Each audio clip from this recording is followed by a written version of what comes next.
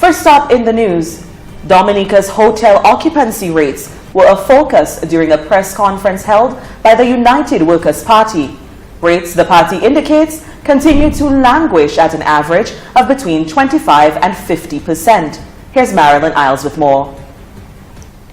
Speaking at a press conference Thursday, United Workers' Party Shadow Tourism Minister and Roseau Central MP Joseph Isaac highlighted a number of areas within the tourism sector which he says have failed due to mismanagement by the Dominica Labour Party administration. In regards to the state of tourism, I must say that we are still averaging hotel occupancy rates of between 25 to 50%. After investment of hundreds of millions of dollars in the Menvin Hall Airport and investments of over 8 million in Liat, today we see only 2 flights per day at the airport. We also see a halt in night landing. We see a decline in cruise arrival with a policy statement from the government indicating that the decision will be to focus on the engagement of fewer cruise ships rather than engaging a larger number. To me, that doesn't make any logical sense. You would rather try to focus on a larger number of cruise ships and at the same time you will get your numbers. Also, we see a failure to increase the marketing budget for tourism promotion overseas. We see an unreasoned cancellation of the World Creole Music Festival.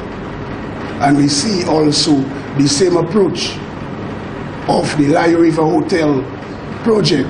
We see it reflecting itself in the Kingsby Hotel. According to Isaac, there is a macroeconomic risk of a potential drop in revenue attributed to the drop in cruise tourist arrivals and stayovers. He noted that Dominica'S tourism also faces a real risk from the presence of the Zika virus on island, which has the potential to further impact the tourism economy.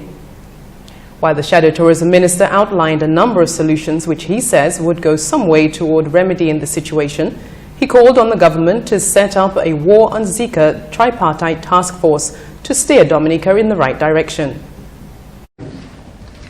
That task force would steer Dominica in the right direction in regards to an aggressive approach to eliminating Zika virus in Dominica and at the same time protecting our tourism product.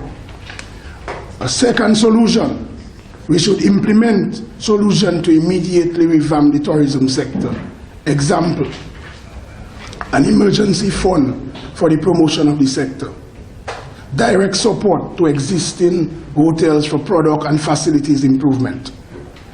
Develop an innovative financing arrangement for existing hotels through the Aid Bank or the NBD, in which, for example, existing hotels which are struggling can do some innovative financing that would put them in a better position. And specific to that, the Aid Bank could get or take equity on behalf of Dominicans in those existing hotels. Specifically, I want to talk about the Galway Hotel, which have been struggling for many years. And also in recent time, we see young entrepreneurs, not in age, but in terms of effort, like Honorable Senator Baptiste has his farm cottage in Cassie Bruce. So these are some of the examples. Also, we should establish a project management and implementation committee for the implementation of the project to ensure that we have an international airport within the next 5 to 10 years.